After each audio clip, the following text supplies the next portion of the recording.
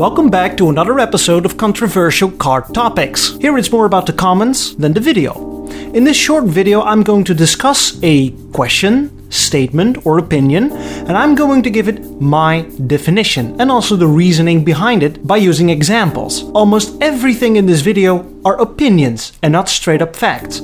As soon as you're done watching this video, I invite you to discuss the topic in the comment section. The question of today is, what is the most generic car-looking car ever made? What is the most car-looking car out there? What is the most basic or even boring-looking car to be ever produced? I know this sounds rather vague and it's an uneasy task, but let me take you on an expedition. And to get the thought train rolling and to get some guidance, let's look at traffic signs, or really, icons. Icons are designed to be as simple, generic and most recognizable as possible. Why? Because so that people almost all over the world can understand its meaning. Take a look. This is an icon that represents a human, right? Somehow, a composition of lines, shapes and dots make this a universally accepted representation of a human. You see it, I see it, almost everybody else sees it that way. And here is a little exercise for you. Grab yourself a pencil and a piece of paper. You got it? Okay, great. Now, draw a car. You got 10 seconds, just 10, just a simple sketch. Just draw a simple car, 10 seconds. Okay, here we go.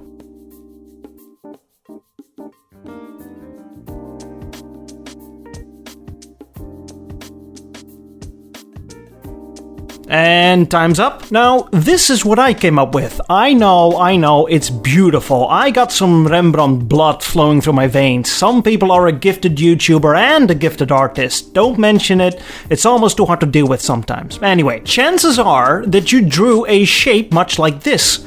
And why is that? Why do we still draw cars like this? Why is it almost always a sedan and not an SUV or a pickup or even a hatchback? And that brings us back to icons and traffic signs. In my country, cars as an icon on traffic signs look like this. See the similarity? So our little expedition is one step further. The car that we're looking for must be a sedan. And that narrows it down somewhat from the big pool of cars ever made until this point all across the world. If I look at the traffic sign again, I see a boxy shaped car. Now, cars were reaching peak boxiness only 2 times in history, the 1960s and the 1980s. Go watch my 100 years of car design for more info. This narrows it down even more. We are looking for a boxy sedan from the 80s or the 60s. And here is where I make a stylistic choice. Although not used in my country, this traffic sign is used elsewhere and shows the front end of the car.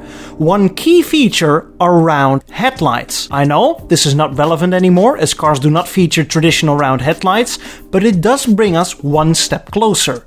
The 80s are a time of rectangular headlights, so that narrows it down even further. We are looking for a boxy sedan from the 60s with round headlights. Also, we're looking for a car that has singular headlights and not dual headlights, only one headlight on either side, narrowing it down even further. And here it comes down to my personal view, because I'm looking for a boxy 60s sedan that features the most straightforward and unimaginative design of those days. According to myself, that means this: a very simple front end, meaning 2 headlights and a horizontal grille. And I hear you say, Edward, every car has a set of lights and a grille, right? Yeah, no shit, genius. But it's the arrangement. There are plenty of cars out there with an interesting grille pattern or a grille design with integrated headlights, or a combination of both. Also, the rear end needs to be as simple as possible, meaning either 2 round or 2 square taillights, the most basic shape there are, and nothing else. And the side profile, it just needs to be completely blank. No chrome strip, no body lines, no belt line, no creases, no vents, nothing.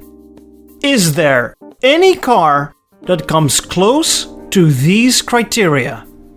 Yes, there is. It is this: the Fiat 124 and its many derivatives. Mainly the rebadged Seat 124, because of its rear end with its rectangular headlights, as opposed to the Fiat, which has these like horizontal bars. This car, for me, is the ultimate generic car.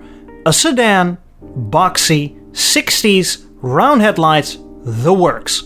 Almost anyone in the world will agree that this is a car as a 5-year-old kid would draw him. And take a look at another one of its many derivatives, the Lada. Throughout its lifetime, the car only received minor design changes like rectangular headlights, and it looks like it belongs in the 80s, thanks to its very generic design. So maybe there is some timeless design in it as well? One honorable mention is this, the Simca 1000, also a very boxy and straightforward looking car that even lacks a grille as it is rear-engined. This makes the front end even more nondescript, but it was a stylistic choice to include a grille in the front end design on my part.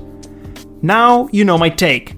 Let me know in the comments what you think is the most generic car-looking car out there. It does not necessarily have to be from the 60s, but really from any period. And who knows, this is my take, but maybe there is an even more generic-looking car out there, according to my definition. There are no right or wrong answers, but let's find out. Tell me in the comments.